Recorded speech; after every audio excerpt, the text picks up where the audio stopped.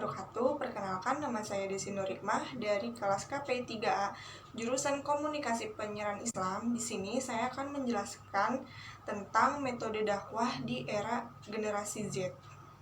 Nah, yang pertama, kita harus mengetahui dulu apa itu generasi Z. Nah, generasi Z itu atau sering disebut Gen Z sebagai generasi yang lahir setelah generasi Y. Nah, kumpulan orang ini termasuk ke dalam generasi yang lahir pada tahun 1995 sampai dengan tahun 2010. Nah, jadi apabila Anda lahir di tahun itu, berarti Anda termasuk generasi Z. Umumnya, generasi Z ini juga disebut sebagai E-generation atau generasi internet. Nah, mereka selalu terhubung dalam dunia maya dan dapat melakukan segala sesuatunya dengan menggunakan kecanggihan teknologi saat ini.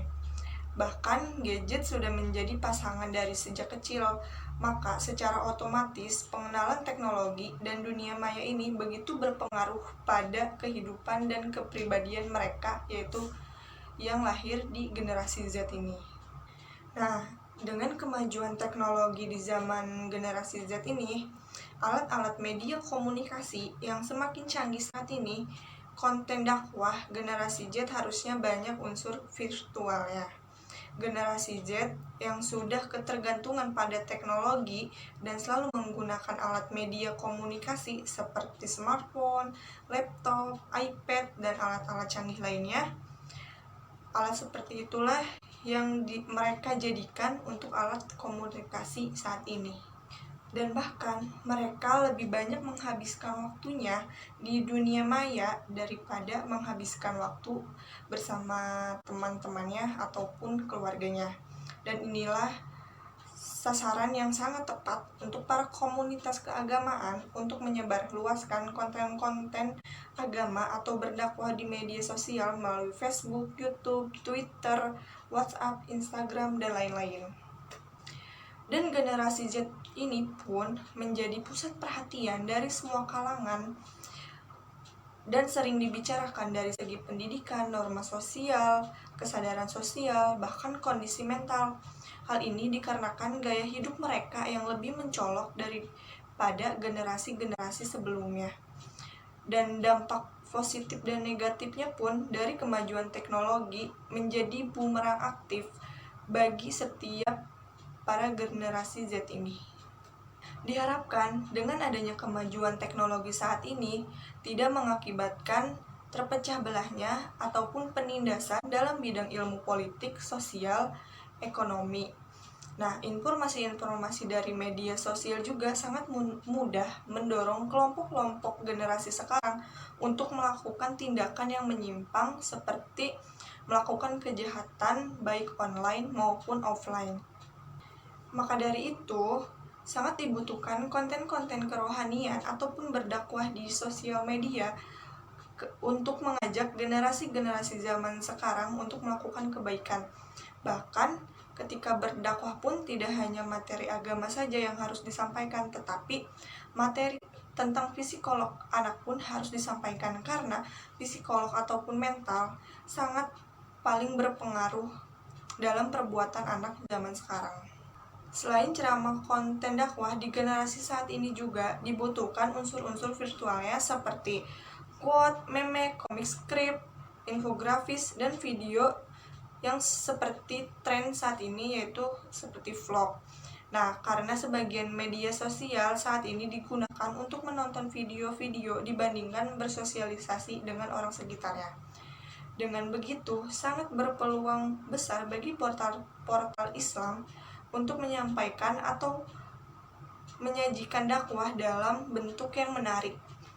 Dai-dai saat ini pun mempunyai ciri khasnya sendiri, seperti dari style, cara penyampaiannya, retorika dakwahnya, performannya, dan lain-lainnya. Generasi milenial sudah diberikan pilihan untuk mereka menonton dakwah-dakwah yang ada di media sosial sesuai keinginannya.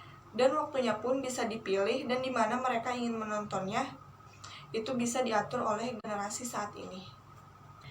Bahkan dari sejumlah riset pun telah membuktikan bahwa berdakwah di media sosial ataupun dunia maya ini sangat efektif karena didukung oleh sifat internet yang tidak terbatas oleh ruang dan waktu.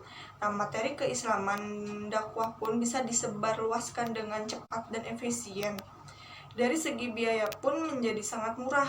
Dakwah yang disebarkan lewat internet dapat menjangkau siapapun dan dimanapun asalkan yang bersangkutan mengakses internetnya. Hal terpenting dari dakwah di media sosial adalah diindahkannya etika dalam berdakwah di media sosial ini. Meski kebebasan berpendapat, siapapun yang berdakwah di media sosial harus taat pada norma dan aturannya. Tidak diperkenankan berdakwah dengan cara agresif, diskriminatif, dan mengeksploitasi isu-isu yang tidak benar atau hoax.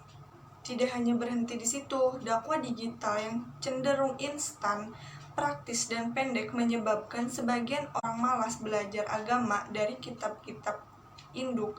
Mereka merasa internet dan sosial media mampu menjawab semua pertanyaan mereka, termasuk pertanyaan seputar agama. Generasi yang terlalu karib dengan media sosial dianggap lebih cepat bosan dan tidak terbiasa dengan referensi utama dengan ketebalan tertentu. Islam sebagai agama rahmatil alamin tidak pernah membelenggu umat Islamnya untuk maju. Islam datang seperti cahaya di saat kegelapan meliputi semesta.